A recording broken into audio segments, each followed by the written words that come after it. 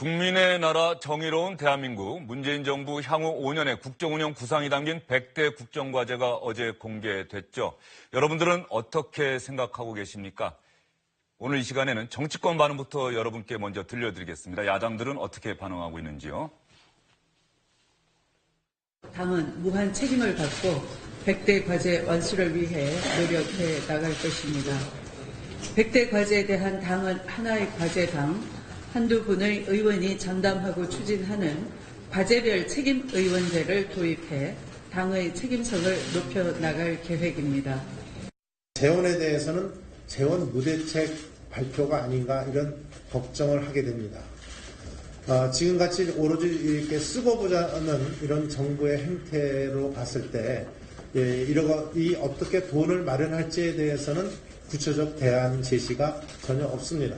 퍼주기 복지에 현 정부가 95조 원의 세출을 절감하고 82조 원의 세입을 확충하겠다고 하고 있지만 정말 이것을 어떻게 조달하고 지출을 할지 민생 무대책 증세로 이어지지 않을까. 100대 국정과제 중 91개 과제가 법을 개정해야 가능한 일입니다. 여소야대 국회에서 야당의 협조 없이 법 통과는 불가능합니다. 때문에 청와대와 여당이 협치를 하지 않으면 법 통과가 어렵고 더 나아가 100대 국정과제 달성이 어려워지는 것입니다. 바른정당은 이런 반응 보였습니다. 정책들이 꼼꼼한 점검을 통해서 효율적이고 국민들에게 부담을 최소화하는 알맹이 정책이 되기를 기대해 본다. 정의당, 문재인 정부가 내세운 국정 목표의 방향성은 갖추었다고 본다. 이렇게 평가하면서도 복지 예산은 과소 추계가 됐고 증세 없는 재정 개혁으로는 재원도 온전하게 조달하기 어렵다. 이렇게 지적을 했습니다. 이 부분 자세히 짚어보도록 하겠습니다. 김우석 미래전략개발연구소 부소장, 박창환 장한대 교수, SBS의 윤춘호 선임기자 이렇게 세 분 나오셨습니다. 어서 오십시오. 안녕하십니까. 일단 정치권 반응은 여당을 제외하고는 좀 비판적이다 이렇게 봐야겠네요. 그렇습니다. 야당 입장에서는 저걸 잘한다고 하기는 그렇겠죠. 핵심적으로 짚은 것은 역시 사전에 야당과 이런 방구 상의가 없었다는 그런 부분인데요. 그 부분 관련해서는 새 정부의 밑그림을 내놓는 그런 상황에서 저 단계부터 야당과 상의하기는 현실적으로 어려울 테고요. 정책을 추진하는 과정에서 야당과 협의해 나가는 그런 절차가 앞으로 꼭 필요하겠죠. 예. 자유한국당 178조 원에 해당하는 재원 마련 대책이 잘 보이지 않는다. 국민의당 100대 국정과제 가운데 91개가 국회에서 법을 고쳐야 가능한 것인데 야당 도움 없이 어떻게 하려고 하느냐 이렇게 얘기를 했어요. 협치를 강조하는 거죠. 사실 국회가 대표적인 기능이 예산 기능과 입법 기능 두 가지 아니겠습니까?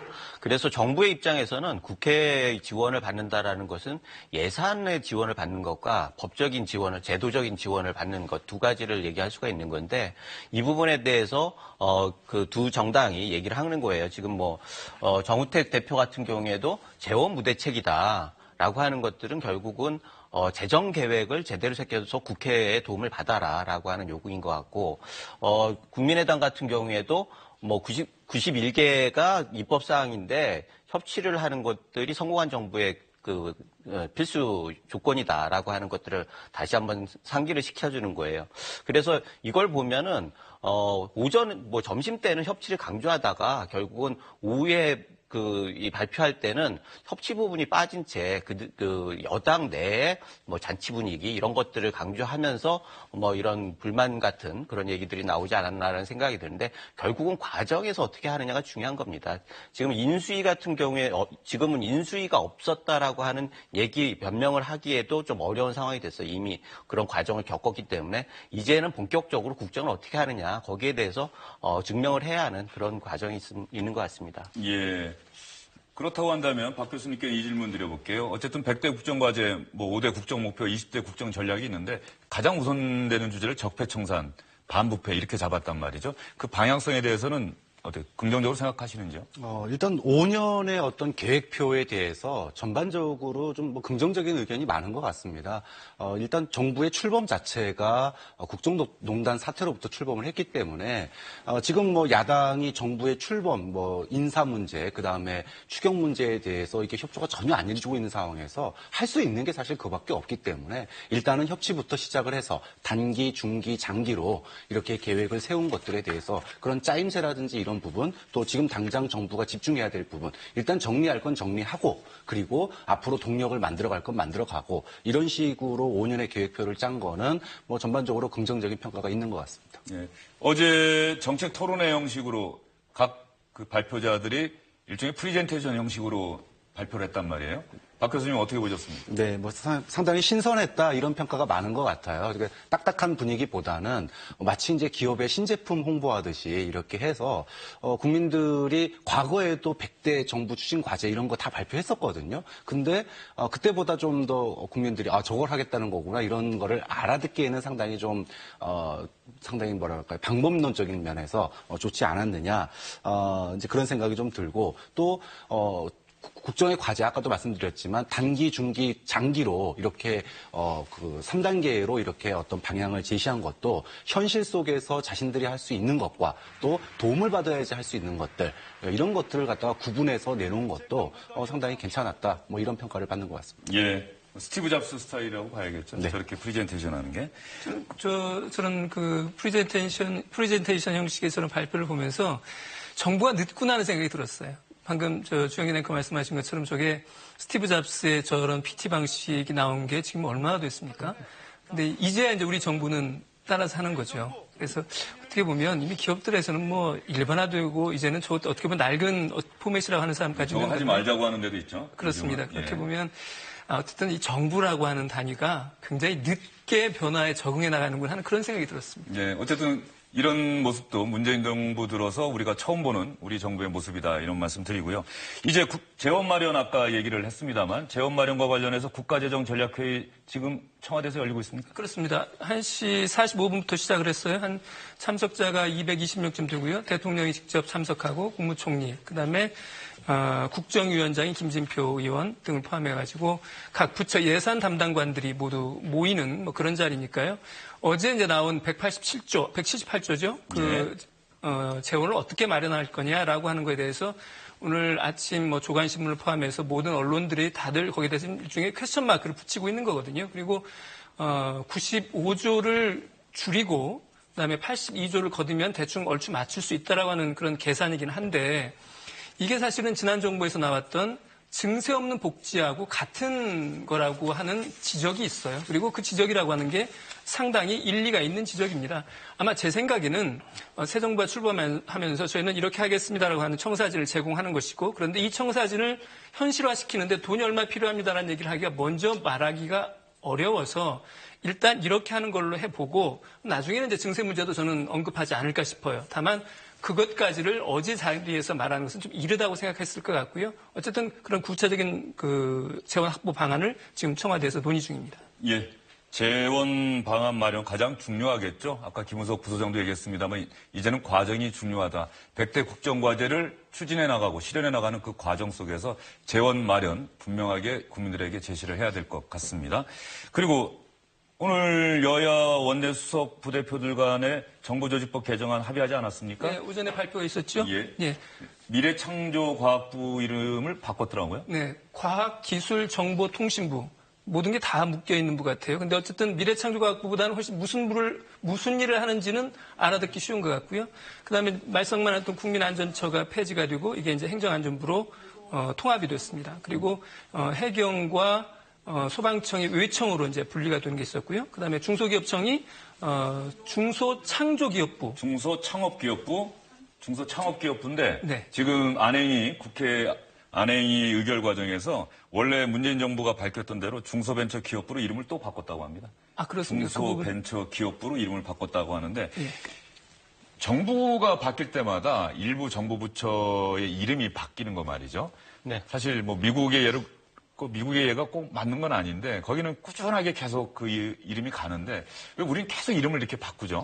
그게 이름에서 뭔가 가치를 찾으려고 해서 그러는 것 같은데 그러다 보니까 조직이 또 무슨 얘기인지 모르게 자꾸 섞이고 떨어지고 이렇게 하면서 굉장히 혼란스러운 공직사회가 굉장히 혼란스러운 과정을 겪어왔어요. 그런데 이번에도 그나마 다행이었던 것들이 기존에 있던 조직을 크게 손을 안 댔다라는 거죠. 몇 가지 이름을 많이 바꾼 건 아니에요. 맞습니다. 예. 그래서 몇 가지 문제됐던 것들을 해경이나 안전처 이런 부분들에 대해서는 손을 보는 것도 있고 이름도 좀 알기 쉽게 바꾸자라고 하는 취지에서 한 것 같은데 이런 면에서는 앞으로 우리가 굉장하게 지속적인 행정을 위해서 뭔가 그런 것들이 과거의 것들을 다 지워버리기보다는 창조경제센터 이런 부분들에 대해서도 말들이 많지 않습니까? 그런 것들 긍정적인 부분은 계속 살려나가고 요즘 촛불혁명 얘기를 많이 하는데 어찌됐든 정권은 이어가는 거거든요. 대한민국에 있어서 공화국이라고 하는 건 이어가는 거기 때문에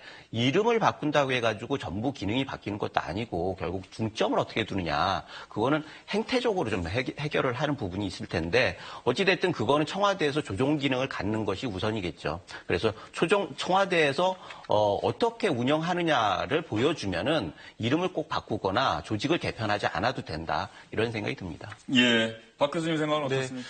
중소창업기업부가 중소벤처기업부로 바뀐 거는 이게 이제 바른정당에서 외래어가 좀 부서 이름에 들어가는 게 맞지 않느냐. 그래서 원래 정부에서 내놨던 벤처를 창업으로 넣었는데 이러다 보니까 마치 이게 창업을 지원해주는 부서처럼 돼버렸어요. 그러다 보니 사실 이름이 뭐 중요하냐 그랬지만 이름을 통해 가지고 그 부서가 어떤 일을 하는지 명확하게 알 필요가 있다. 그게 지난 정부에서 사실 미래창조과학부가 뭐 하는 데인지 몰랐던 이런 것과도 관련이 있거든요. 그런 의미에서 협의 과정에서 이래가지고는 도저히 국민들이 못 알아본다. 그래서 좀 다소 외래어를 쓰더라도 중소벤처기업부 원래 원안대로 다시 돌아간 겁니다. 벤처를 빼도 충분히 그 뜻이 전달되지 않을까요? 중소기업부에도? 경제를 활성화시키는데 예. 이제 그 벤처기업을 이제 앞으로 활성화시키겠다 이런 전략 정부의 목표를 갖다가 저희가 담은 거죠. 일종의 예. 트렌드라고 볼 수가 있겠죠. 예, 알겠습니다. 어쨌든 간에 그래도 문재인 정부는 기존 정부의 틀을 많이 바꾸지는 않았습니다. 일부 부처의 이름 바꿨고요. 국민안전처 폐지했습니다. 자, 어제 청와대에서 2개의 의미 있는 행사가 있었죠. 100대 국정과제 발표회가 있었고 그 직전에 문재인 대통령과 여야 4당 대표들이 점심 식사 같이 하면서 국정 현안, 전국 현안에 대해서 이야기를 나눴습니다. 상당히 분위기는 좋았다. 어제 저희가 이 시간에도 전해드렸는데요. 어제 만남에 대한 정당들의 평가, 특히 야당들은 어제 문재인 대통령과의 만남 어떻게 평가하는지 상당히 궁금합니다. 물론 자유한국당 홍준표 대표는 가지를 않았었죠. 오늘 대통령께서 상당히 진지하고 솔직한 자세로 비교적 소상하니 말씀을 해줬다 이렇게 평가를 합니다.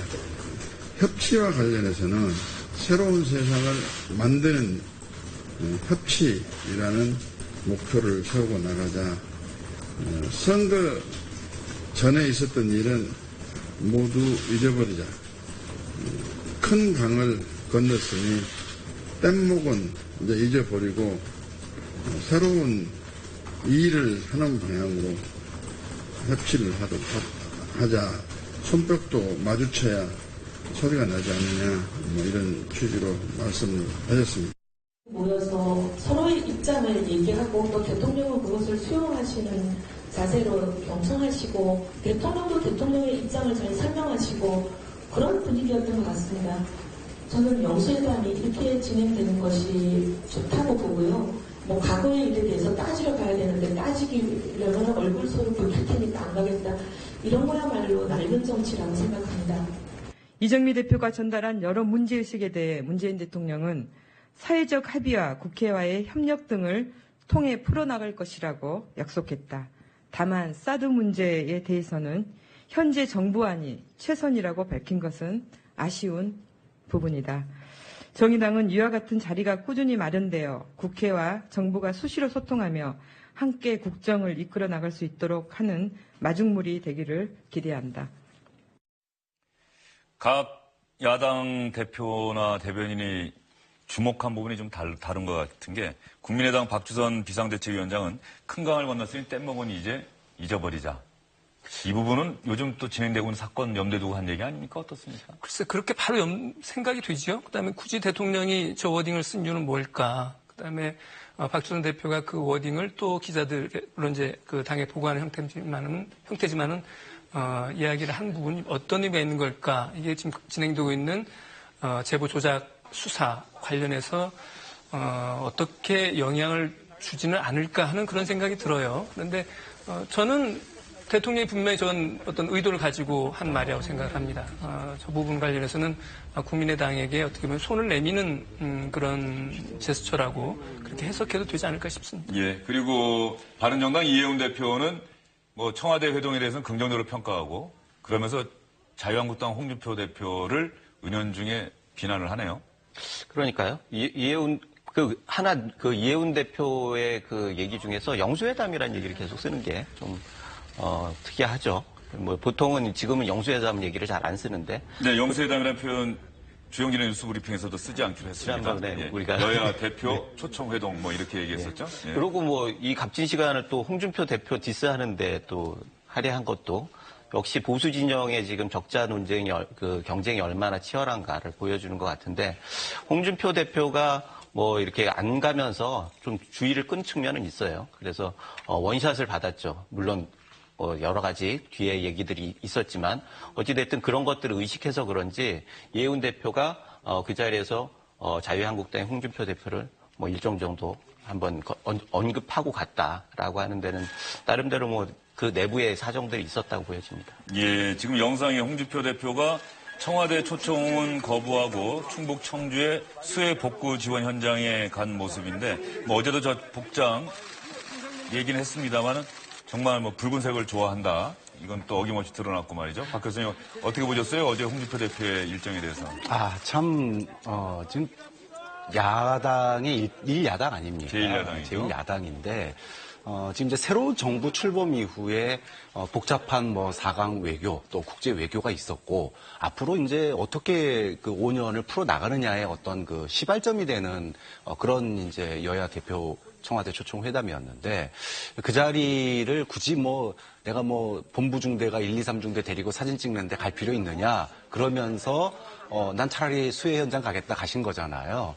가서 그거라도 잘했으면 좋을 텐데 사실 수해 현장에서도 사진 찍기 그러니까 청와대 사진 찍기 싫다고 가셔가지고 수해 복구 현장 가서 사진만 찍고 오셨거든요. 그래서 그런 점이 좀 뭐랄까 뭐 이해운 대표 말처럼 뭐 속이 좀 좁다 좀 뭐 이렇게 얘기할 수도 있을 것 같고 또 한편에서는 도대체 왜 저럴까? 그러니까 지금 이제 자유한국당의 스탠스가 국회 내에서도 마찬가지고 밖에서도 마찬가지고 뭔가 지금 이제 붕괴된 보수를 다시 이제 좀 뭐랄까 힘을 다시 재결집하는데 온 공을 더 들이고 있는 거 아닌가? 자기 문제 해결에 너무 드리는 건 좋은데 그건 당연히 해야 될 일이지만 국민과 국정 전반을 같이 하면서 그 일을 해야 되는데 좀 그런 점에 있어서는 좀 아쉽다 이런 생각이 듭니다. 예. 어제 청와대 오찬 회동에는 야당 대표들만 참석한 것이 아니라 여당 대표도 참석했죠. 여당이 민주당의 대표는 추미애 대표입니다. 추미애 대표 얼마 전에 자신이 국민의당 제보조작 사건과 관련해서 머리 자르기 발언했다가 대통령 비서실장 임종석 비서실장이 대신해서 박주선 국민의당 비상대책위원장을 찾아가서 유감을 표명했던 걸 여러분 기억하시죠? 어제 청와대 회동에서 추미애 대표는 문재인 대통령에게 어떤 얘기했는지 여러분 궁금하시죠? 추미애 대표 얘기를 박완주 수석 대변인이 전하는 말입니다.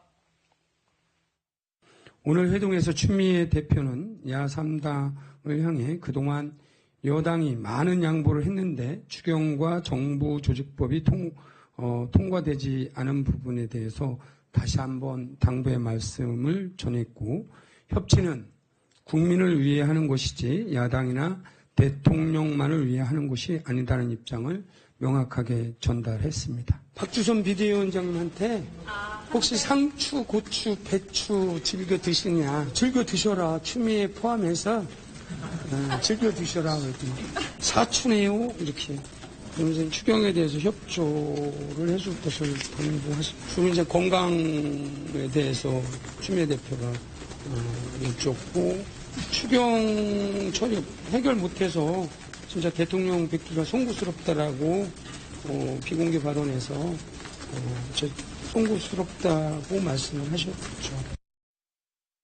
상추, 고추, 배추 하나 빠졌네요. 부추도 있는데 말이죠. 예. 뭐 어쨌든 이 이야기는 추미애 대표가 문재인 대통령에게 먼저 하는 얘기도 저희가 들었습니다. 그런데 알려지지는 않았는데 네. 추미애 대표가 그 대리 사과 관련해서 문재인 대통령에게 한마디 한 게 있다고요? 네, 어제 이제 그 비공개 회동 말미에 했다는 건데요. 뭐냐면 여당 대표가 막무가내로 대리 사과를 당하기 전에 대통령하고 여당 대표가 잘 소통하는 그런 자리도 좀 있었으면 좋겠다라고 한 말이에요.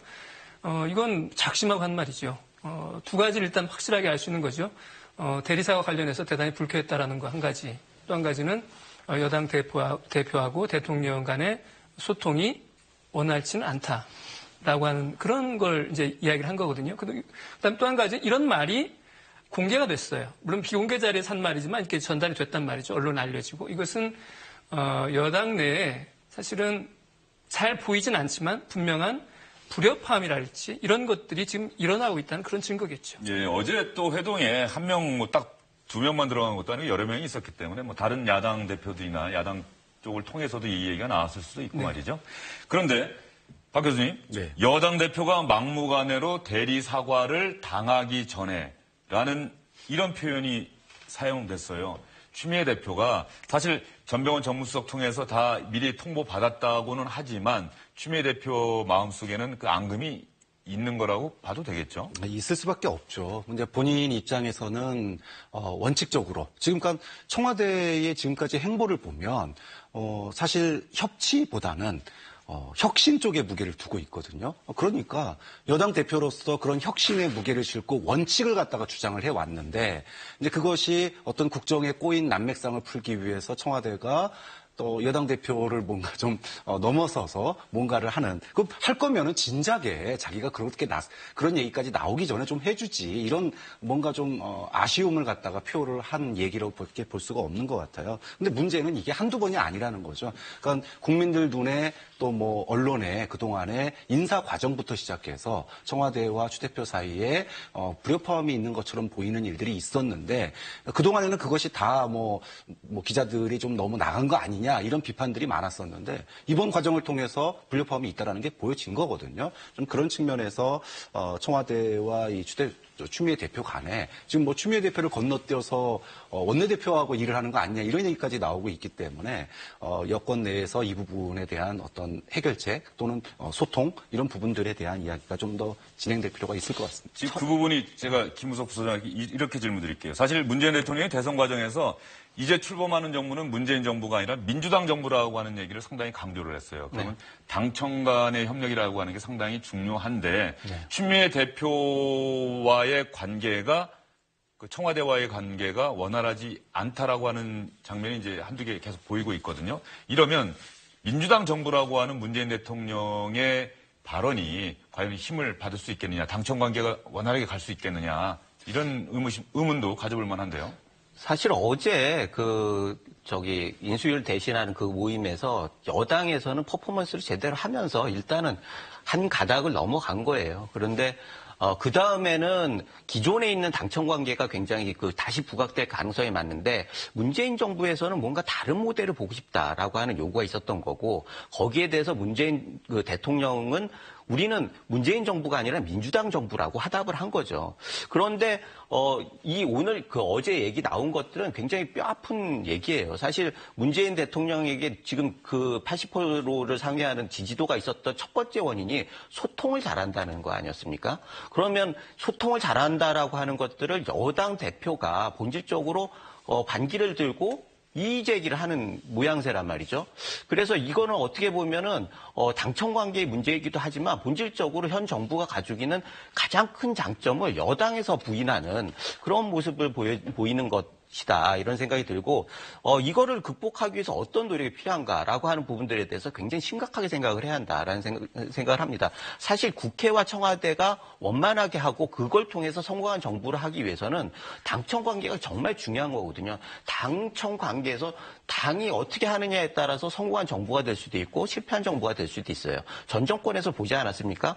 그렇다고 하면 당에 어느 정도의 재량권을 주고 거기에 대해서 책임을 지도록 하고 거기에 대해서 평가를 받도록 하면서 결국은 당을 띄워주는 것들이 성공한 정부를 향한 아주 중요한 일인데 아직은 그런 모습을 보여주지 못하고 있는 것 같습니다. 그와 관련해서 하나 짧게 덧붙이면요. 그 앞부분에 지금 국정과제 100대 과제, 국정 100대 과제 발표하지 않았습니까? 그거에 대한 추미애 대표의 반응에 보면 이런 말이 있어요. 책임의원제라는 걸 두겠다. 그 과제별로 의원을 전담을 시켜서 책임의원제를, 그러니까 당이 책임지고 하겠다는 그런 뜻이죠. 그런데 그 말이 국민들이나 유권자들한테 귀에 들어올까요? 저는 잘 안 들어올 거라고 봅니다. 역시 지금은 주도권을 청와대가 주고 있기 때문에 당에서 뭘 하는 것들이 힘있게 다가오질 않는 그런 상황이에요. 그런 어떤 답답함, 아쉬움을 어제 추미애 대표가 그렇게 이야기를 한 거죠. 그런데 당청 관계라고 하는 부분이 중요한 게 기본적으로 정책이라고 하는 부분이 각 정부 부처가 있습니다만 통상적으로 정권을 잡게 되면 그 새로운 정부의 정책의 방향을 제시하고 구체적 대안을 제시하는 것이 바로 여당의 정책위원회란 말이죠. 그래서 여당의 정책위원회가 상당히 강한 힘을 갖게 되고 그러긴 한데 그런 측면에서 당청 관계가 대단히 중요한 거거든요. 네. 사실 이제 인사 문제부터 시작해서 정책에 대한 문제, 또 이걸 국회에서 표로서 이거를 이제 이겨내는 문제, 여기 모든 게 관통하는 게 이제 여당 아니겠습니까? 이제 그런 맥락에서 민주당 정부라고 했을 때 추 대표가 가지고 있는 생각이 있었을 텐데 이 추 대표의 기대치가 사실 인사 부분이라든지 여러 부분들에서 뭔가 좀 미흡하다라고 느끼는 게 있는 것 같아요. 또 청와대에서는 청와대대로 불만을 가지고 있는 부분이 있는 것 같고요. 그것도 있죠. 민주당 소속의 당직자들이 청와대 파견 나갔다가 다시 돌아오는 것을 놓고 또 추미애 대표 당과 청와대 사이에서 뭔가 약간 불협화음도 있었고 네, 말이죠. 비서실장 임명 때도 그랬고요. 이제 그런 것들이 지금 이제 이게 문제는 감정이나 또 여러 가지는 있을 수 있습니다. 당정 일체도 해봤었고 당정 분리도 해봤잖아요. 과거 참여정부 때는 분리를 했었고 그다음에 이명박 정부 때는 당정 일체도 해봤고, 근데 이 분리나 일체나 여당이 일 제대로 못하면 망하는 건 똑같았는데, 이제 문제는 그게 아니라 일을 할 때 이제 협조 문제죠. 말씀하신 것처럼 여권에서의 그런 그 정책들이 지금 이번에 사실 여당 의원들의 상당수가 징집돼가지고 100대 국정과제 만든 거 아니겠습니까? 국정기획자문위원회에 다 그렇죠. 들어가 있었죠. 그분들이 다시 이제 또 당에 돌아와가지고 만드셨는데 기여를 하셨기 때문에 그거를 실천하는데 실현화시키는데 또 이제 핵심적인 역할을 해야 되는데 추미애 대표가 거기서 과연 어떤 역할을 하느냐 이제 그런 점에서 이게 이제 지금 마치 이제 자유한국당도 당대표 따로 원내대표 따로 가고 있는데 여당도 당대표와 원내대표 청와대가 조금 뭔가 이렇게 삼각공조라기보단 어떨 때는 이쪽으로 이각공조가 되는 이런 모양새가 나온다면 앞으로 정책이 이제 특히 야권의 공세가 어떤 이제 심화가 됐을 때 이제 그럴 때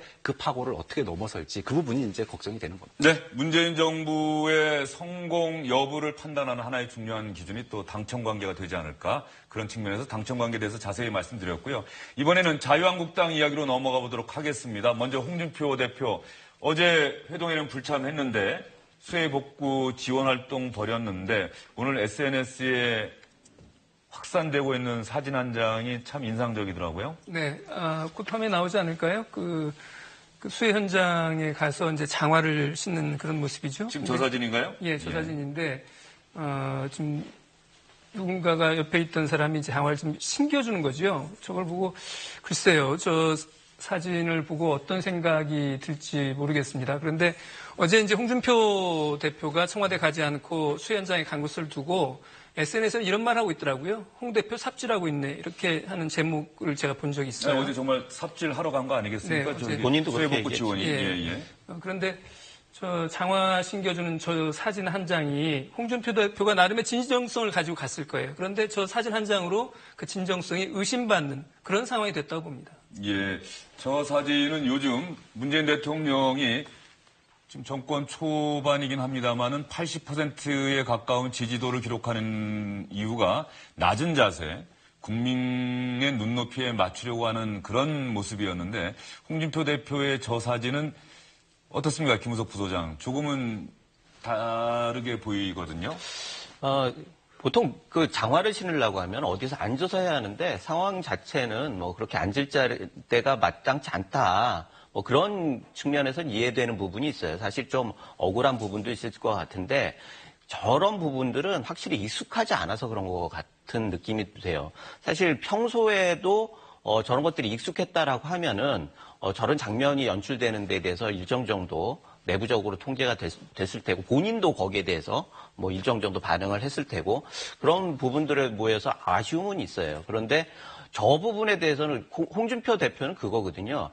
청와대에서 한담을 하는 것보다는 현장에서 거기서 들러리 서는 것보다는 현장에서 단독샷을 받겠다라고 하는 전략적인 목표가 있었던 거예요. 그 부분에 대해서는 성공을 했죠. 그런데 언론이나 여론들이 그렇게 곱게 보지 않을 거다라고 하는 것들은 생각할 수가 있었던 거죠. 그래서 더 조심했어야 하는 거고.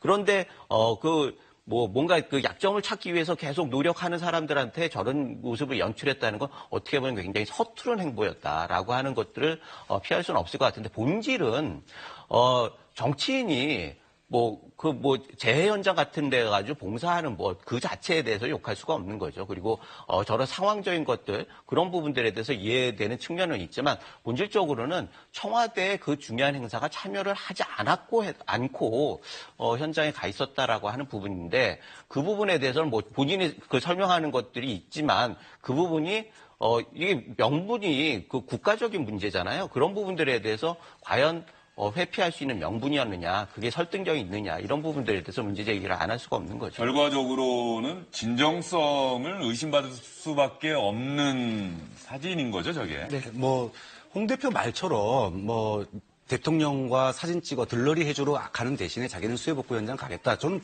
괜찮다고 생각합니다. 근데 갔으면 정말로 진정을 이게 해야 돼요. 원래 계획이 10시부터 6시까지로 돼 있었는데 점심시간 다 돼서 와가지고 그것도 장화라고 하는 거는 진흙탕에 들어가는 겁니다. 근데 그거를 깨끗한 박스 깔아놓고 장화를 신는다는 것도 상상 외고요. 그거를 또 자기 신발을 누가 신겨주고 누가 부축해주고 이건 정말 상상도 못할 일이거든요. 점심시간 끝나고 나서 또 한 30분 하다가 성금 전달하고 그냥 또 가버렸어요. 나중에는 결국은 당원들이 다 6시까지 했다라고 얘기를 했지만, 이게 정말 여론의 주목을 받기 위한 어떤 단독샷을 받기 위한 그런 소위 이벤트성, 자신이 비난했던 그런 이벤트성을 본인이 스스로 수해복구 현장에서 한 거기 때문에, 결국 진정성이 없는 수해복구 방문이었다. 이런 이제 비난을 갖다가 자초한 면이 있다고 봅니다. 예, 지금 화면에는 홍준표 대표가 삽질하는 모습이 나왔었습니다.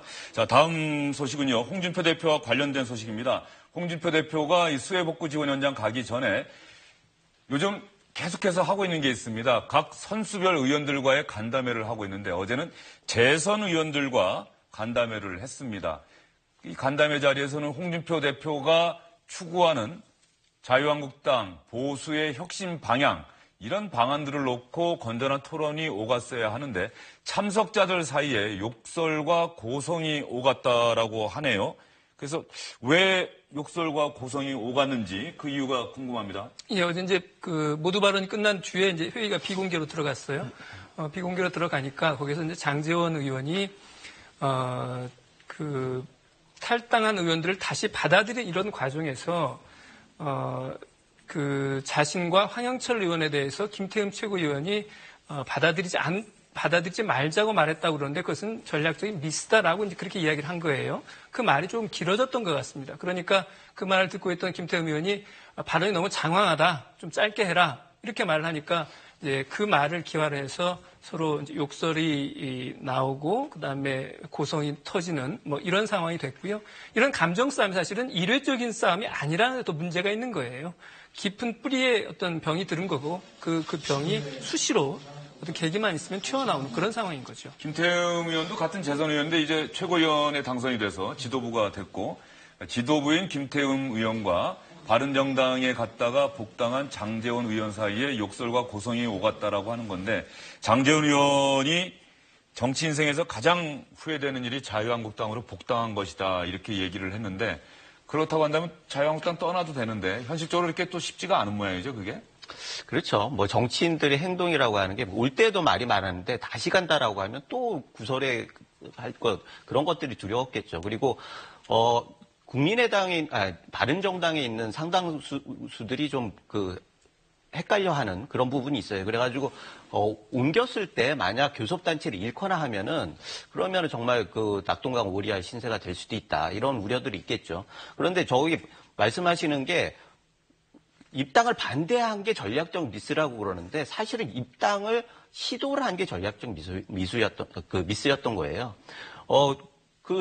당시 기억하실 거 아니에요? 그 유승민 의원이 끝까지 갈 수 있느냐 그렇게 어려운 상황에서도 대부분 이렇게 탈당을 해가지고 한국당으로 가면서 상당히 간고한 지지층들을 얻었단 말이죠. 그리고 생각보다 굉장히 많은 투표율을 얻은 것도 사실이에요. 그렇다라고 하면은 입당을 시도한 것들이 전략적 미스였다라고 하는데 이분 같은 경우에는 반대했다는 것이 미스였다. 그런 걸 보면 현실 인식 문제에서 굉장히 차이가 많다라는 생각이 들고 아까 말씀하셨듯이 이게 소통을 확인하려고 하는 자리인데 이게 불통과 갈등을 확인하는 그런 자리가 됐어요. 그래서 이런 모습들이 결국은 고질적인 한국당의 지금의 모습을 반영하는 거 아닌가. 이걸 어떻게 풀지 이런 부분들에 대해서 더 많이 고려를 하고 해법을 찾아야 하는 거 아닌가 이런 생각이 듭니다. 예. 저는 장제원 의원의 이 발언이 상당히 의도됐다라고 저는 생각을 하거든요. 어느 발언이요?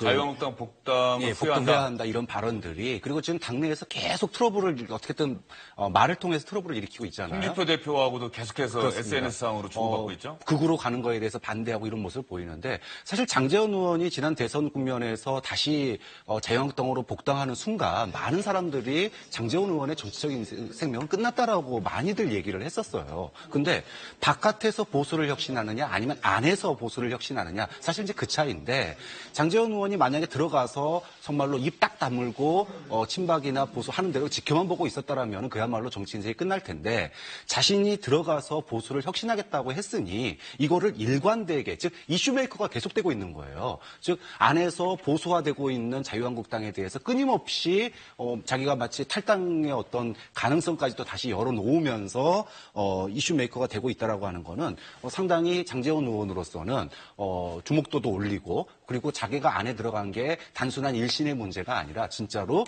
진정성이 있었다 이런 거를 보여주는 그런 의도도 있는 거기 때문에 혹시 트로이의 목마를 얘기하신 겁니까 지금? 다른 정당과의 관계가 예. 아니라 이제 정치 장제원 의원 개인으로서 어떤 그 존재감이라든지 또 그런 것들을 자신의 정치 생명을 연장시키는데 주목도도 올리고 인지도도 올리고 이런 효과들이 있는 것 같아요. 그런 부분이 있는 것 같습니다. 그러니까 친박계를 청산하는 데 있어서는 홍준표 대표와 내가 생각이 같으리라고 생각을 했는데 거기는 좋은데 홍준표 대표가 하는 것을 보니 내가 생각했던 보수의 혁신이 아닌 것 같다. 그런 생각에서 계속해서 좀 반대 의견을 제기하고 그런 것 아닌가 싶은 생각이 좀 들어요. 저도 그렇게 생각을 하는데요. 기본적으로 지금 두 가지 트랙을 같이 쓰고 있는 거예요. 혁신위 같은 경우에는 박근혜 대통령을 굉장히 흠모하는 그런 분들이 중심으로 해가지고 구성되지 않았습니까? 그리고 당직 인선에서는 탈당파들, 복당한 분들, 그분들을 중용한단 말이에요. 그래서 이게 양쪽으로 왔다 갔다 하는 모습을 보면서 홍준표식의 당 개혁은 뭐냐라고 하는 질문을 안 할 수가 없는 거고 그런데 이 부분에 대해서 핵심적인 것들은 결국 친박당을 친홍당으로 바꾸어야 했다는 거 아니냐 이런 것들이 문제가 되는 거죠. 그래서 박근혜 대통령은 어차피 재판을 받고 있으니까 친박 그룹들을 갖고 그 다음에 반박 의원들을 중용함으로써 친홍당을 만들겠다라는 의도를 보인 거 아니냐 이런 의구심을 갖게 된다는 거죠. 예, 어제 회의석상에서 두 사람이 욕설까지 주고받았다는 말씀 저희가 드렸죠. 기자들이 회의 마치고 나온 두 사람에게 당연히 따라붙어서 질문을 안 할 수가 없었겠죠? 아니야, 다 좋았어. 나하고 장제원 전략 전술 이런 걸 떠나서 원칙적인 문제가 제일 중요한 거 아닙니까? 정치는 본질이에요. 원칙이 중요한 거. 그 다음에는 그걸 가는 과정 속에서 전략이나 전술인가 그런지 그래서 본인이 해당된 부분들을 또 전략 미스라는 이런 얘기들을 한다든가 하는 부분들이 제가 볼 때 철부지 같아서 그만 좀 빨리 끝내라 라고 해서 저는 좀 원점이 있었습니다. 고성이 조금 나오죠. 어떤 이야기? 아니 늘 회의하다 보면 고성 나오고 하는 거 아니에요? 복당파 의원들을 다시 다른 정당으로 기대고 있었나? 네, 저희 다 배웠어요. 기대고 있었나? 지금 우리 당이 처한 상황이 한 단어로 한 마디로 할 수 있는 부분이 아니잖아요. 시간 좀 있으면 깊이 있는 나는 인터뷰를 하고 싶다. 여기 이렇게 서가지고 여러분들이 말하는 질문에 내가 한마디 딱 하면 그 단어만 쓸 거 아니야. 그지? 그러니까 앞으로 깊이 있는 인터뷰를 제가 할게요. 깊이 있는 인터뷰. 나가면서 김태형 의원님은 말씀을 해주셨거든요. 뭐라고 했는데? 내가 김태형 의원하고 지금 같이 얘기를 한다는 거는 그분 인지도 높여주는 거야. 그죠? 그분 인지도. 김태형 의원과 장재원 의원이 서로를 좋아하지 않는 것은 분명히 드러납니다. 철부지 같다고 김태형 의원 얘기하고 장재원 의원은 내가 김태형 의원 얘기하면 그분 인지도만 높여주는 것이다. 이렇게 얘기를 했습니다. 지금 자유한국당의 미래에 대해서 불투명할 수도 있다. 이런 전망이 나오고 있는 또 하나의 이유가 바로 유석준 혁신위원장을 중심으로 한 혁신위의 활동 방향 때문입니다. 유석준 혁신위원장이 혁신위원 인선 내용 발표했는데 혁신위원 가운데 태극기 집회에 참석한 사람들이 많았다. 또 박근혜 전 대통령 탄핵 사건의 변호인단으로 참여한 사람들이 있다. 이건 문제 아니냐. 이런 문제 제기에 대해서 유석준 위원장 뭐라고 대답했는지 한번 들어보시죠. 홍성욱 변호사는 박근혜 대통령 탄핵 사건의 변호인이라는 것을 이제 여러 언론에서 주요 관심으로 삼아서 보도를 하고 있는데요. 변호사가 살인자도 변호합니다. 변호사는. 아무리 죽을 죄를 진 사람도 변호하는 것이 변호사의 역할이고 능력이 있어서 모셨습니다. 상의하지 않았고요. 제가 전혀 아는 바가 없습니다. 아무런 피드백을 받은 적이 없습니다. 집회에 나가셨던 분들이 좀 포함되신 것 같아요. 탄핵 집회를 나가셨어요? 우리 서울 시민의 반이 나간 집회인데요, 뭐. 안 나와보셨어요, 그때? 저로서는 저 개인의 어떤 판단과 성향도 물론 여기 영향이 있었겠지만 가급적이면은 자유한국당을 지지하는 사람들이 혁신위원회가 앞으로 언제까지 구체적인 혁신 방안을 내놓게 되는 겁니까? 아직 그런 구체적인 스케줄 나와 있지는 않고요. 그다음에 또 혁신위가 무엇을 할 수 있는 기구인지에 대해서도 정해진 바가 없어요. 그러니까 당원 당규의 그런 기능이 뭐 정해진 게 아니니까요. 다만 유석준 혁신위원장은 모든 것을 할 수 있다. 다만 최후 단계에서 최고위원회의 어떤 그 승인이라고 그럴까요? 이런 동의 절차가 필요하긴 하겠지만은 홍준표 대표로부터 전권을 위임받았다. 이렇게 말을 하고 있는 상황이죠. 예. 태극기 집회에 서울 시민의 반이 나갔다고 유석준 위원장이 얘기를 하는데 박 교수님은 동의하십니까? 절대 동의할 수 없습니다. 서울 시민의 10분의 1도 안 될 것 같은데요. 저는 이제 그 유석준 위원장이 홍준표 대표가 상당히 의도적으로 지금 이런 이념 논쟁을 불러일으키고 있다고 봐요. 일부러 영입을 해서 이분을. 그러니까 지금 유석준 혁신위원장이 어떤 분이냐면 이승만과 박정희를 어떤 애국 또는 보수의 기준으로 삼는 분입니다. 근데 왜 이 시기에 그런 지금 소위 혁신이라고 그러면 우리가 보통 중도로 가는 게 혁신인데 예. 더 보수로 가는 혁신 인사를 갖다 혁신위원장으로 영입했느냐?